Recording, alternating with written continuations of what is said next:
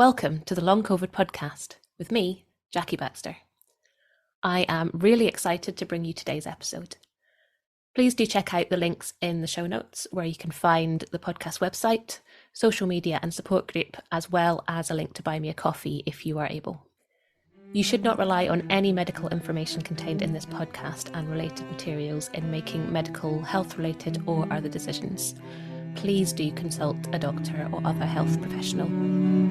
I love to hear from you. If you've got any suggestions or feedback or just want to say hey, then please do get in touch.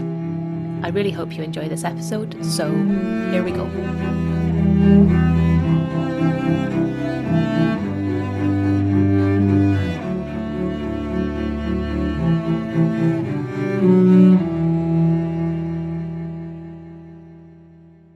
Hello and welcome. I am delighted to be joined today by Theresa Aristarco, who is here to share her recovery story.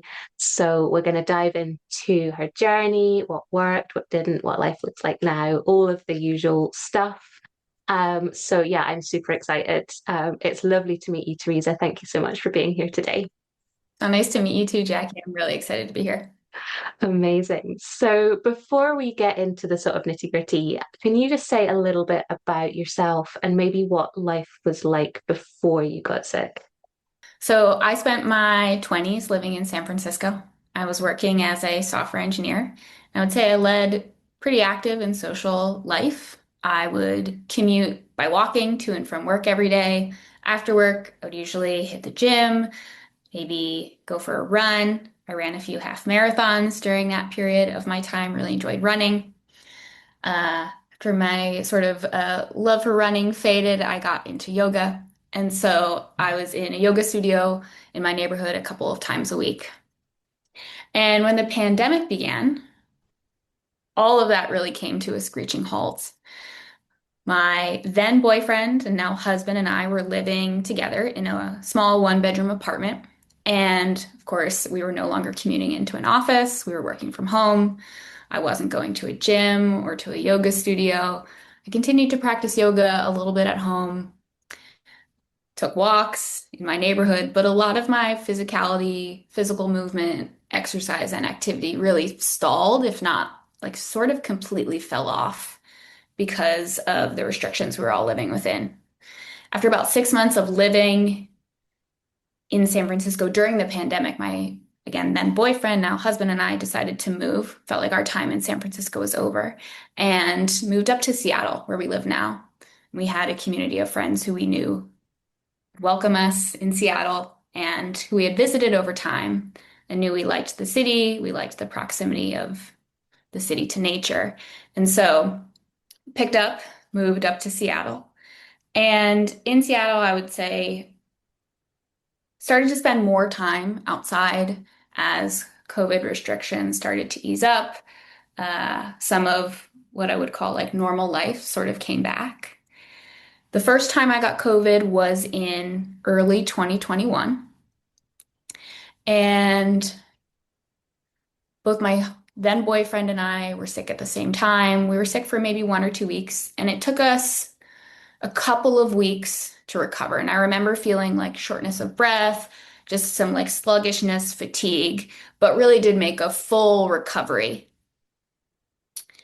The second time I got COVID was in February of 2023. And so this was the infection that I have had long haul COVID symptoms from, or I should say, have had long COVID symptoms from, as I am proud to say I'm fully recovered now.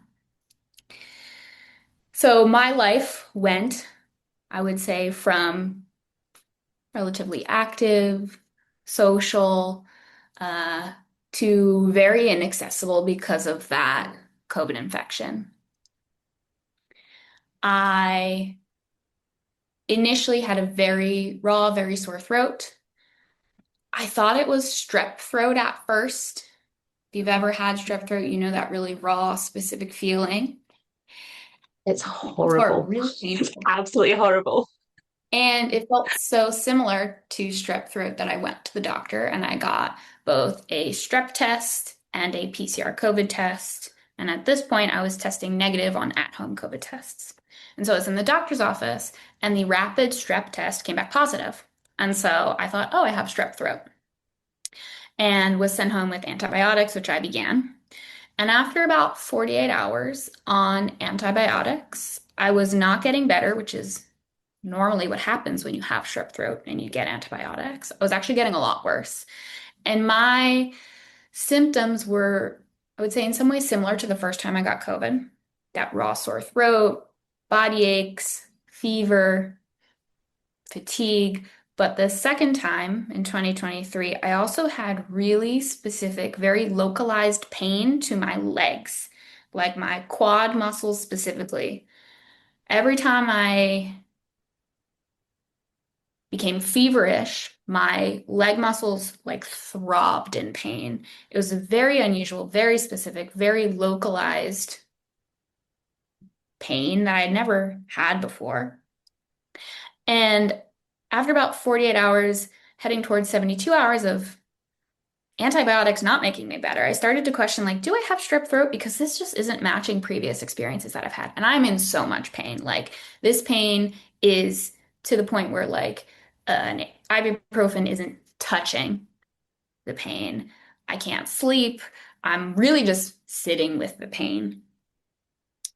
So I got back in touch with my primary care doctor, who at that point had the test results from my PCR COVID test, as well as the lab strep test. And what was or wasn't surprising was the COVID PCR test, which took 3 or 4 days to get results, was positive, which meant I did have COVID. At that point, 3 or 4 days after my first symptom, I was testing positive on at-home tests. And what was interesting was the strep test that was sent away to the lab came back negative. And so my doctor said, stop taking the antibiotics. There's not, a strep infection that we're trying to fight. There is no danger for you to stop taking the antibiotics. This isn't helping. And you have COVID. And I was just at the point of the infection where I couldn't take Paxlovid. And so that was something I thought quite a lot about in the months afterwards. What might have happened if I didn't ever get a strep test?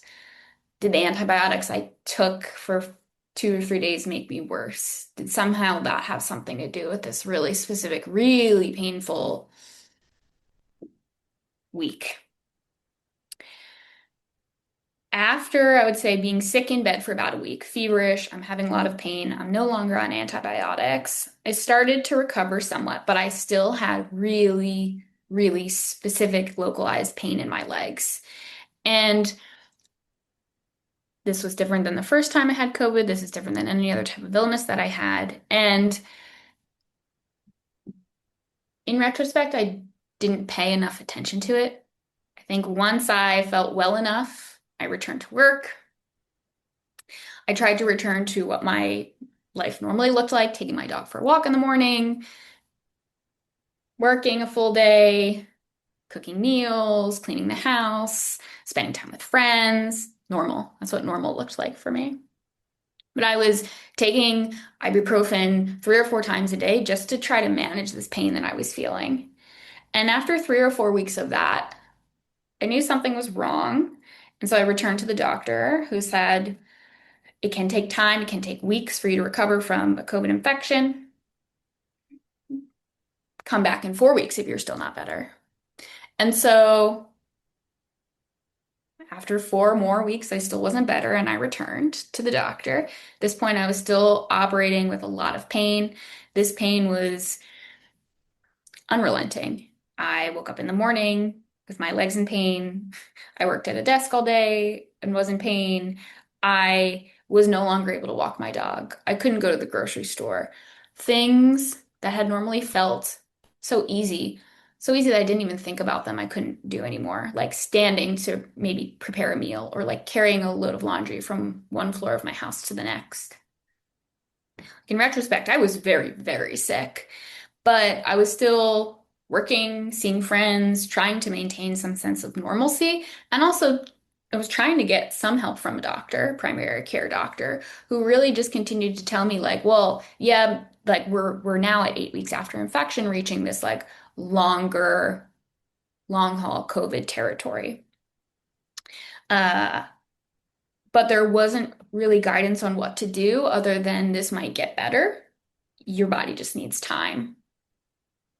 And so I really continued to operate at that in that deficit for weeks and then months. Things weren't getting better. I still was just really trying to survive, working, trying to maintain some sense of social life, and everything else pretty much fell off. Like my fiance at the time, now husband, carried my load where I couldn't. So he picked up all the dog walking, grocery shopping, preparing meals, cleaning the house, laundry, like you name it.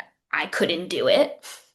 I was really just working because I could still physically sit at a desk and work. I didn't have like cognitive dysfunction from my infection. And so it was really just the physicality of my life dropped off. And so I'm so grateful for the support that he provided. And I really don't know how I would have managed without him. And eventually, I would say maybe this is 3 or 4 months after my infection, I returned to a functional medicine doctor local to Seattle who I had worked with previously. I'd worked with this doctor previously through some gastrointestinal issues a year or two prior. And I returned to this doctor confused, lost, so scared. And she provided like a beacon of hope for me. And I continue to see this functional medicine doctor today. It felt so comforting and so good to see a doctor who was well versed in like a very new disease or illness, a doctor who specializes in chronic and complex care, and a doctor who didn't just look at one symptom in my body, but looked at like my whole body and what had been happening previously with my gastrointestinal issues and now what was happening in my body. And so um, I started seeing that doctor very regularly, and our goal at the time was to try to support um, my body and its mitochondrial function, try to support and reduce the chronic pain I was feeling in my legs and the chronic fatigue I was experiencing. Absolutely, I was having post-exertion malaise crashes. I feel like at that time I was just living in a post-exertion malaise crash. And so started on a series of supplements to try to support my mitochondrial health. I did a series of nutritional IVs. I feel like those were hopeful for me because I started to feel a little bit better the day after an IV. And when you're so sick, any little bit of improvement, any little bit of relief, it's just so monumental. And to know that I had this doctor who believed me, who listened to me, who felt like they could support me was really important, I think, for me in my healing journey.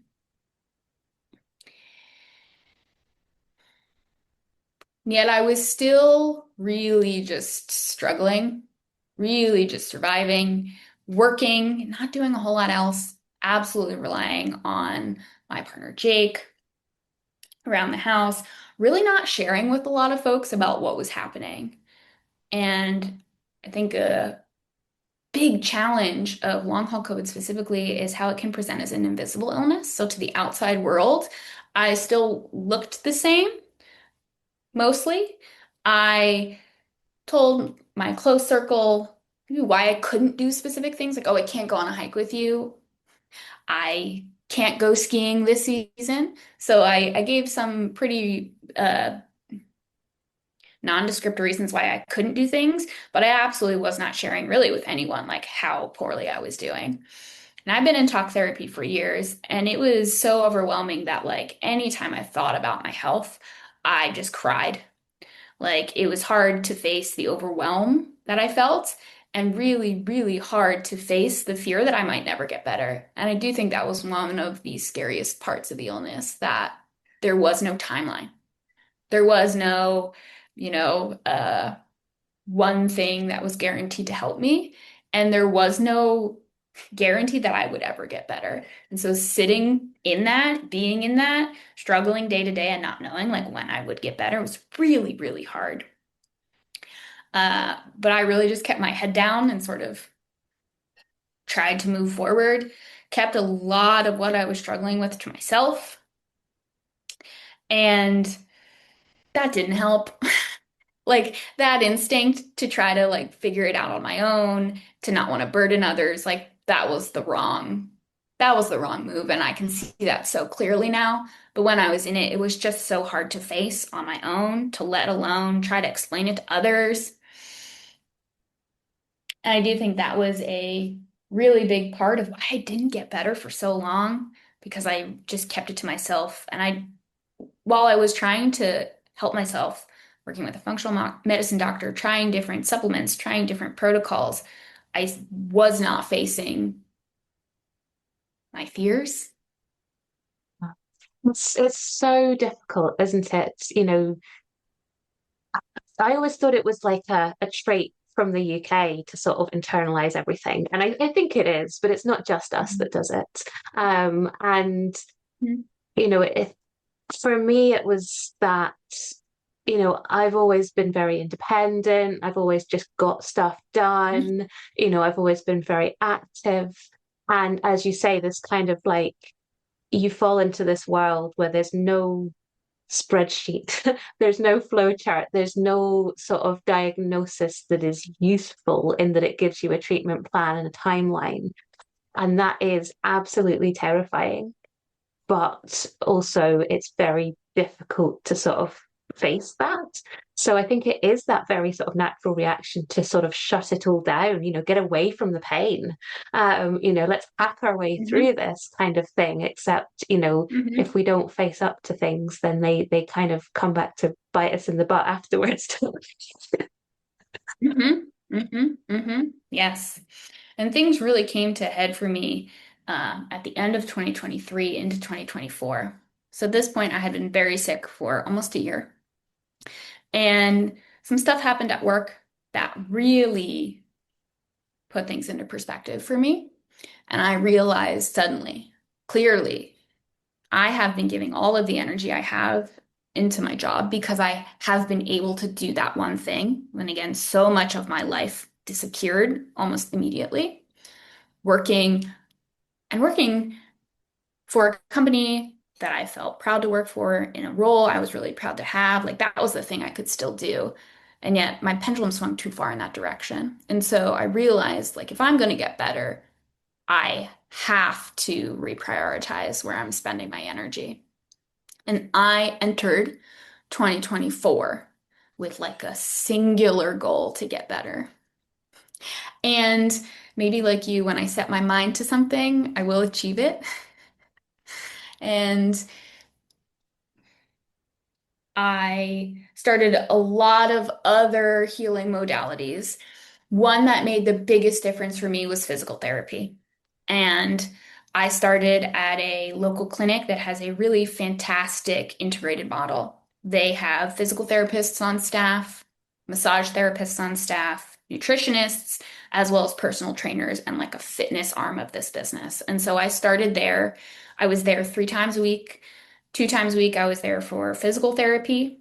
1 time a week, I was there for massage therapy. And I found that showing up for myself uh, and continuing to show up consistently, trying to push myself little by little, I started to see improvements. My confidence started to grow too, because I had so much health related anxiety. And I'll also say, like, I have struggled with anxiety since I was a child, but this was a new format. It was a lot of obsessing around how do I feel today from the moment I wake up? What do my Aura Ring stats say today? How many steps have I walked today? Where's my threshold where if I cross, I will start to experience pain? What did my stats say yesterday? What do I want them to say tomorrow? a lot of fear-based decision making and a lot of what started as protective mechanisms to try to help myself not experience pain quickly, I think, became obsessiveness around my physical body, the physical sensations, what I was feeling, what I wasn't feeling, and why. In physical therapy, and the physical therapists at this clinic specifically think, listened to me, believed me, and at the same time tried to push me. And with consistency, I started to be able to do like more reps in physical therapy. I started to have less pain. My confidence grew. And as I got a little bit better, that really gave me so much optimism and hope. And at this time, I was still working closely with my functional medicine doctor. I tapered off the supplements because I felt like they weren't making a huge difference. Tried some prescriptions, like low dose naltrexone, LDN. I didn't have luck with that. I couldn't tolerate that medication, but was still really bolstered by the fact that like this doctor is working with me to try to figure out where I may be able to like help support myself in my recovery. And as my confidence started to grow, I continued to really think about how much energy I was spending at work and feeling like I wanted to repurpose that energy to continue to get better and really coming to terms with like, I need to step away from this job entirely if I want to get better.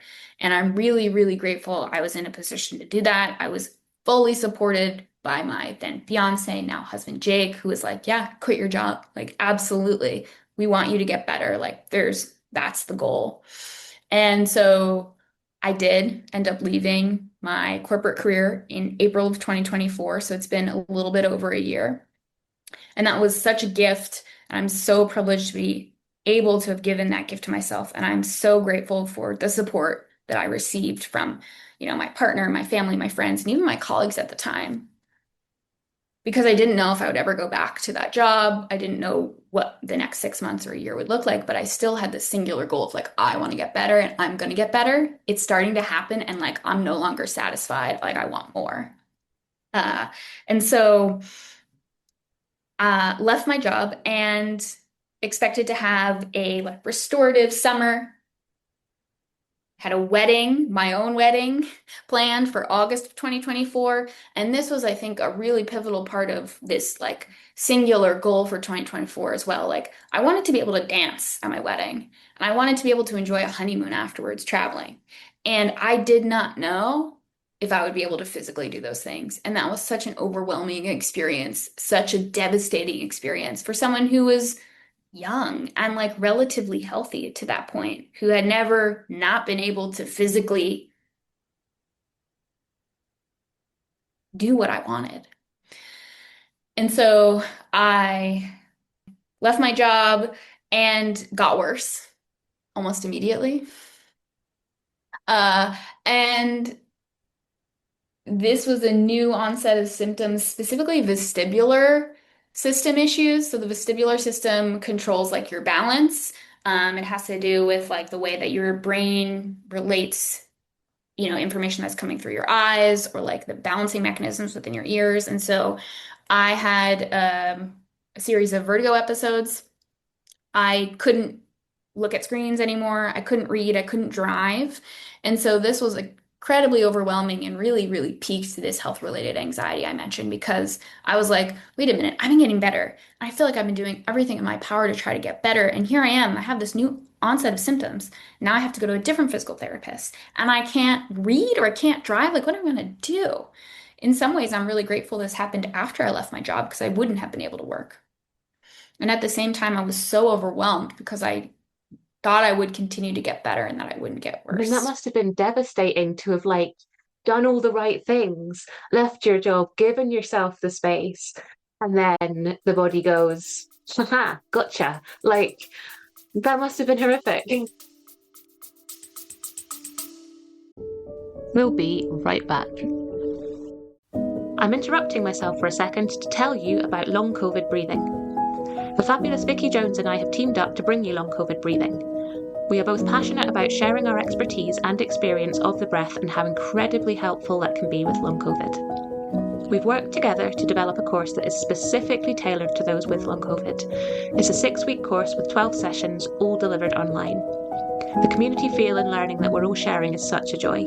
To find out more information and to sign up for our courses, workshops and other shorter sessions, please check out the link below, longcovidbreathing.com, or email longcovidbreathing@gmail.com to start your breathing journey with us.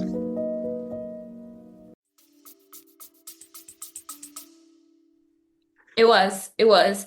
And it's why I think my health-related anxiety just reached a fever pitch.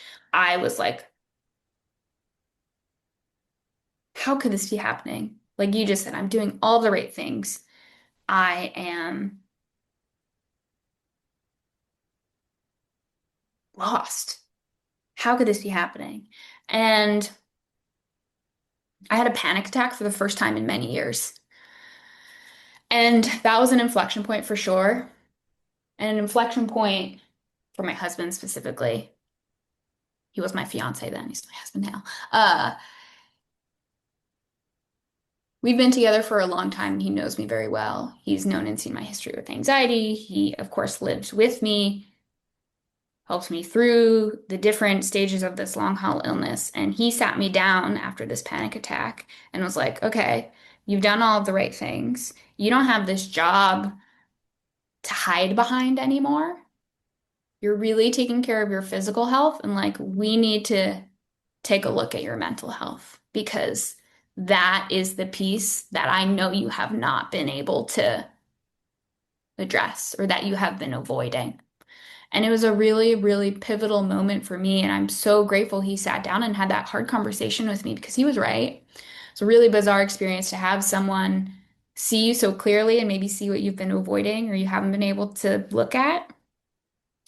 And really strong insight on his part of like the mental health piece is the blocker now. And we're 8 weeks away from our wedding, and you are really not okay. And something needs to be done, like urgently. And uh, that conversation was unlike any other we've had in our relationship. It definitely sort of put into perspective, like, oh, yeah, like there's more to be done here. And on one hand, that was devastating because I'm doing all this work. I'm trying really hard. In some ways, I'm so proud of the progress. And then here's this other monster to address. In fact, maybe the thing that needed to be addressed the entire time. And so I quickly got in touch with my therapist, my functional medicine doctor, my primary care doctor, and I started an SSRI about 8 weeks before our wedding. And I, as I mentioned, have dealt with anxiety my whole life, but have never been on an anti-anxiety or an antidepressant medication. Was open to it. I think previously had figured out ways to manage my anxiety, talk therapy as an example, physical movement as an example, but this was to a point that I couldn't use the tools that I had been able to use previously. And the SSRI was a massive, massive moment in my recovery. I think I saw rather quickly how dark things were.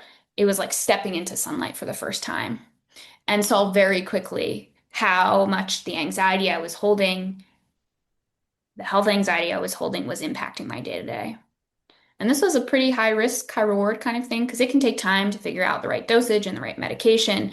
And I'm grateful that I had success rather quickly because it was frankly night and day.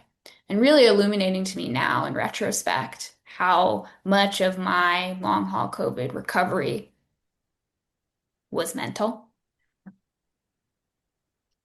And in listening to other episodes on your podcast, I see that to be a common thread for folks, focusing a lot on like physical symptoms, physical recovery, and maybe knowing that there's a mental piece there, and then realizing how much that mind-body connection can be present and can be impactful. And it took me like a year or a year and a half of really being sick to get there. Yeah, I mean, it's amazing, isn't it? I mean, the debate of mental versus physical health. I mean, let's not go there. Mm. But I think what again, my mental health suffered hugely while I was unwell. And again, I don't think I gave it enough attention. It was like, well, because this is physical, like mental health doesn't really matter, or it's secondary, or, all of that sort of stuff. And it's like, well, even if that were true, mental health is still important. And, we know that our body and our mind are so connected. So, even if you couldn't do anything about the physical symptoms, then the mental symptoms are still hugely important. And of course, they do connect as well. So, untreated mental health is not a good thing. um, and I think, it's whether the anxiety or whatever mental struggles someone is going through, whether they are something that pre-existed the long COVID, or whether they're something that were a symptom of long COVID, or whether they were a sort of secondary reaction to the symptoms, it sort of Mhm. doesn't matter. It's still Mhm. something that is worth addressing, and that will help on some level. And of course, in your sort of situation, it helped a lot. Mhm. Um, so, it's one of these things that really angers me, how mental health is still so dismissed when it is such a huge thing for everybody. And it's this kind of it's still a bit taboo, isn't it? And it's like it's 2025. How is mental health still taboo? But it is. Can be. And I really can't overstate Yeah. the sort of step change I experienced when Mm, I started an SSRI. Like, I quickly gained a lot of physical strength back. And I do think that had to mm, do with like releasing some of the health anxiety I was experiencing and having more confidence in my body and the progress and the work I had put in. I could physically do a lot more. I suddenly had a lot more capacity. And I slowly saw parts of my life before my long haul illness return. And it was beautiful. Like, I can really distinctly remember when Jake and I went to the grocery store together for the first time. And it still brings like tears to my eyes to think about that moment when we came home from the grocery store. This was something we had done so many times pre-illness. We came home and we looked at each other and we just cried because this was like a thing I couldn't do before. And I was able to do it. And I was able to do it without fear. And I was able to do it without like meticulously planning what might need to happen before or after. Um, it was like things started to feel less threatening, more achievable. Like, I could walk to the coffee shop a few blocks away and again, not worry about what might need to happen before or after to make that happen. Like, all of the mental gymnastics, all of those fear-based decisions I was making, like they just kind of quieted and slowed down. And I could like really finally think about my health and talk about it without sobbing and without feeling so overwhelmed. I was able to go like deeper in therapy. I think I was able to actually address what was happening under the surface. I had a lot of shame and fear that like my body and my spirit were so broken and like maybe unrecoverable, and that I might never experience a full recovery was like a massive, massive fear. And it's only been recently, more than 2 years later, that I have started to say, like, I'm not sick anymore. Uh, and really, like, the more that I accepted all of those feelings that I had, like, the less power they held over me, and the more I just continued to recover. And then maybe the last piece I'll say that was so pivotal for me was like talking with other people about what was happening. So, like, when I talked more openly and honestly with my friends, my family members, and even some former colleagues about like what I had been going through, I think people were very, very surprised because to the outside, maybe to everyone except for Jake, I was okay-ish. Uh, and every time I shared what I had experienced with someone, I learned something in return. And it was like weirdly comforting to know that like everyone had something they were struggling with. And I heard just over and over how much people knew what I had been going through so that they could help me. And, I felt like so deeply connected to friends and family after these kinds of conversations, so like loved and cared for. And for the first time in a really long time, like not alone, because I had been in isolation for so long, this like self-made isolation. And all of that was so pivotal. Like, I always say that my biggest takeaways from this entire experience are like, I was never going to get better alone. And even though I have this fierce independent streak as you do, like my support system was everything, and I was never going to get better alone. And I needed help from family, friends, my partner, doctors, therapists, like everybody I needed. And if I had only let myself receive that help earlier. And then the other thing Yeah. I've really taken away is like progress isn't linear, recovery isn't linear. It's as frustrating as it can feel, it's not like up and to the right. It was very swirly and back and forth, and it was extremely, extremely frustrating. But those are takeaways and lessons that like will never leave me. I have just such a strikingly different perspective now about like what matters in my life. And it's my health. It's my community. It is having like, you know, uh, a healthy body and being able to do what I want with that healthy body. And so I'm really so grateful to feel better now. And as I said, I'm starting to, I'm only recently starting to say like I'm better. Um, I was able to dance on my wedding night. I was able to enjoy a honeymoon. We traveled for 3 weeks in Scandinavia, and it was such a incredible experience to have after being so sick for so long and seeing like my health return and my spark return and my energy return and my like happiness, my like have me return because I was away for a long time. Um, and as I continued to sort of try new things, return to things, like I got back on skis for the first time in a couple of years. Uh, I'm able to hike. I played tennis for the first time in many, many years just this weekend. Like as I continue to do new and harder things, lifting heavier weights, taking longer walks, just doing more things physically, I still continue to experience that like increase in confidence, increase in my like belief that my body is strong and safe. And as I'm able to do more and more without pain, without that very specific leg pain, which was with me for a long time, without experiencing post-exertion malaise crashes, uh, that has given me the confidence and I think the belief to start to say, like, I'm not sick anymore. We'll be right back.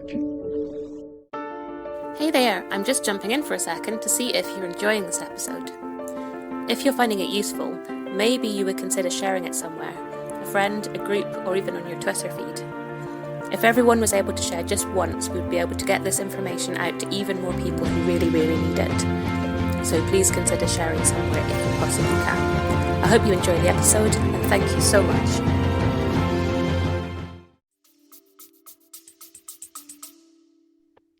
It's like Mhm. confidence breeds Mhm. confidence, isn't it, almost?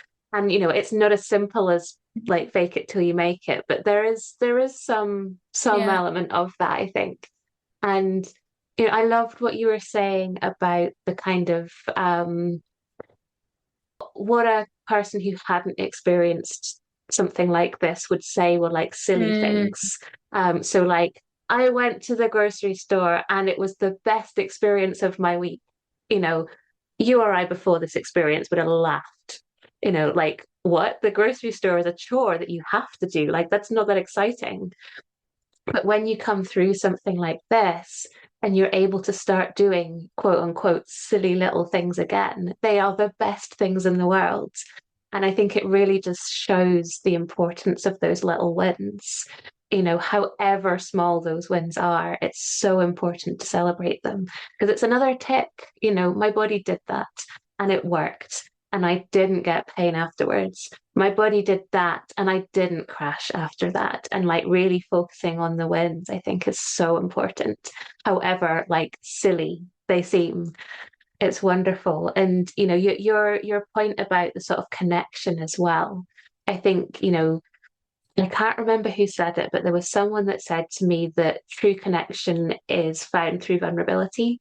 And it sounds like that really is what you experienced, that you had those connections with your doctor and your partner Mm.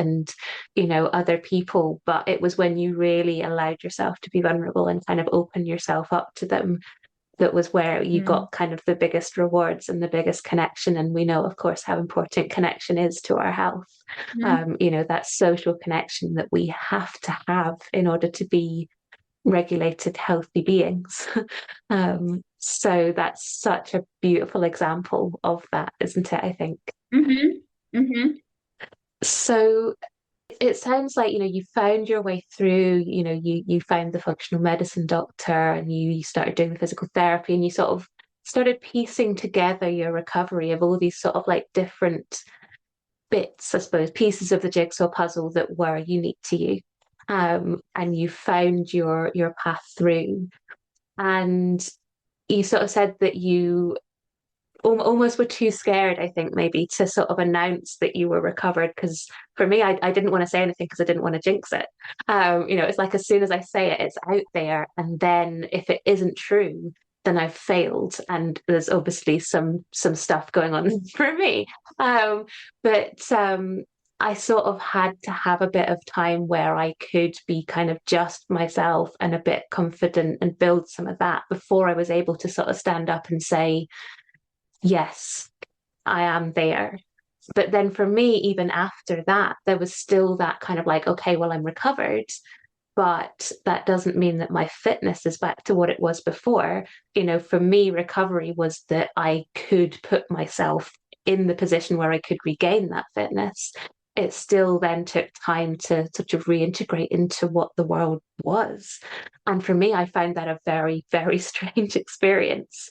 And I would really interested to kind of see how that was for you, especially as you kind of mentioned that you had a sort of similar experience with the, I don't want to say anything. I don't want to say anything. So, a few things come to mind. I think when I began physical therapy, so this is the beginning of 2024, that was an important milestone because it meant I had enough gas in the tank just to get there. I needed like, almost a full year just to get to physical therapy, both mentally and physically. Um, as I started to be able to do a little bit more, and my confidence grew, uh, that was really important. I made a transition at the beginning of 2025 from physical therapy into personal training, all at the same clinic. And so that for me, I think was another milestone of I am sort of graduated from the program that was going to take me from depleted back to baseline, maybe. And now I see a personal trainer once a week, and the goal is to like get strong. And so we're working on like strength and mobility. It is all about like how I want my body to feel and what I want to be capable of, and nothing about what my body looks like. Uh, and the thought that I'm not sick anymore is so recent, like within the last 6 or 8 weeks. My husband Jake and I took a incredible 2 week trip to Japan in May, the last 2 weeks of May. And we walked an incredible amount during that trip, like 15,000 steps a day for, I think, 10 out of 14 days of that trip. And that was the most I have physically done in years. Like I would say, probably since before the pandemic began. And I did that without pain in my legs. I did that without any sort of post-exertion malaise crash. Uh, and I didn't think that much about the trip beforehand, which is just another like sort of win for me because there was no like aggressive planning about like what are we going to do on what day and how am I going to handle this? I just did it. And I did it almost without repercussion. And that I think was the first moment, and that was about 6 weeks ago, where I thought to myself, maybe I'm not sick anymore. To the point where I was like, what is going on in Japan? How do I replicate this in the United States? Because like this is really fabulous. I'm able to do so much physically. And perhaps it's part of the mindset of like, being on vacation, low stress, no expectations. But I came back from that trip and I started to say, I think I might not be sick anymore. Uh, and there have been some moments or wins since then. Like I went on a 7 mile hike with my husband. I haven't hiked that long again since before the pandemic. Another moment where I was able to do something and not experience pain and not experience a crash and not have major anxiety ahead of it. And realizing like I did that. My body did that again. Like I think I might not be sick anymore. A couple of weeks back, I planned a day for myself where I went for a hike in the morning with my dog.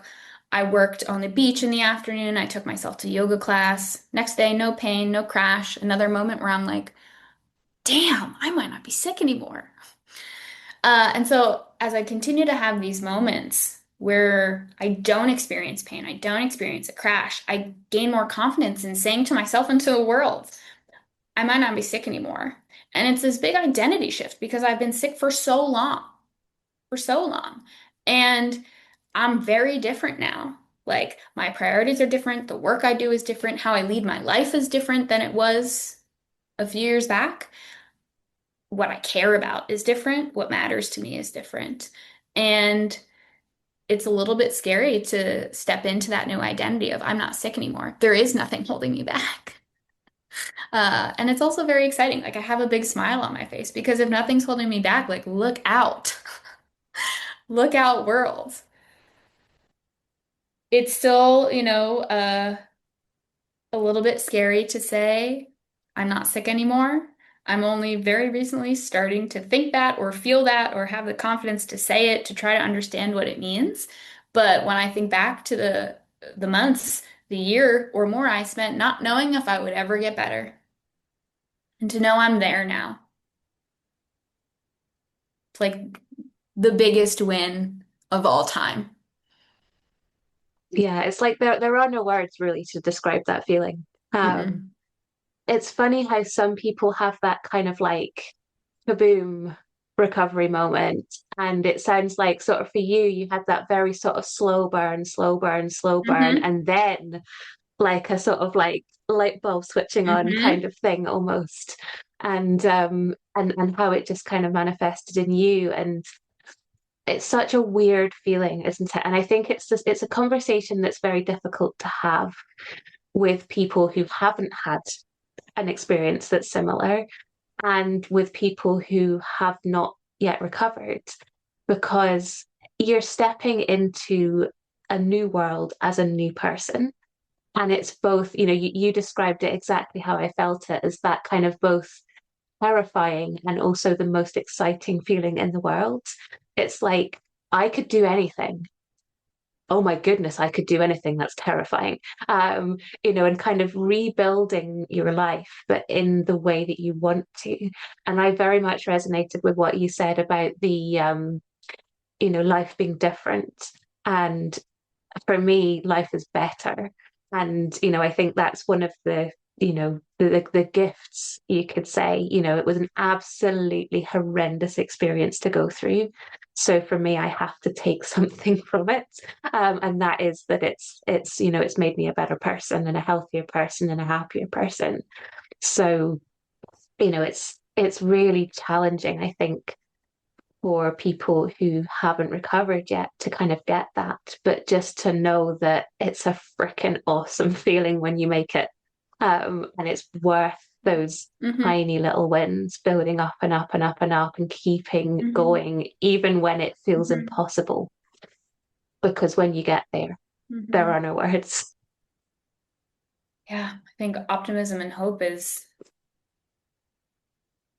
was so important for me and at times was really hard to find. It started with the functional medicine doctor seeing like, oh, this person might be able to help me. Then it started, within myself of, oh, I can do physical therapy and I can do a little bit more and I'm not as sick. But when you're in it, it is so hard. It is so hard when you're in it. So frustrating, so devastating, so exhausting. Uh, yeah, that is just such a hard place to be. Yeah, yeah, it is. And I think, one of the important things for me was to acknowledge that actually sometimes, right now, everything feels really shit. Let's Mhm. not dismiss that. Okay. we've had that moment. Let's find a breathing exercise. But finding those kind of sources of hope, whether it's a doctor or a practitioner or whoever it is, that person who believes you, that person who is able to say, well, we could try this. How about that? And that first thing that helps, there's so much power in that, isn't it? And, it's different for each individual person, but everyone has their version of that thing. For you, it was your functional medicine doctor. For me, it was breathing. For other people, it may be any number of other things, but it's like that first thing that gets you on the ladder kind of thing, isn't it? Absolutely. Absolutely. And it might even be like hearing someone else's story, not feeling so alone, or knowing that someone out there has an idea of what you're going through. Yeah, absolutely. So maybe just to finish, you've maybe answered this already, but I'll ask you it again anyway, because it's a nice way to finish. What advice would you give yourself sort of when you're earlier in your journey? What would Theresa of 2 years ago needed to hear? It's emotional to think about. I would love to tell her where we are now and that we're better. Not only that, like our physical symptoms have recovered and our mental health is better, but like that we're better than ever before. Exactly what you said, like that as shitty and as horrific this entire experience has been, like this will strangely be one of the best things that has ever happened to you. So keep going. Well, Theresa, thank you so much for coming along and sharing your story and putting yourself through that again, reliving it all, um, to give us all some hope. So thank you so much. I'm so excited to see where you go next and what life looks like for you. So thank you. Thank you too, Jackie. These are really happy tears because I am just so grateful for where I am now. And I'm grateful to have the opportunity to share with you and share with listeners. Thank you so much to all of my guests and to you for listening. I hope you've enjoyed it, or at least found it useful. The Long COVID podcast is entirely self-produced and self-funded. I'm doing all of this myself. If you're able to, please go to buymeacoffee.com/longcovidpod to help me cover the costs of hosting the podcast. Please look out for the next episode of the Long COVID podcast. It's available on all the usual podcast hosting things. And do get in touch. I'd love to hear from you.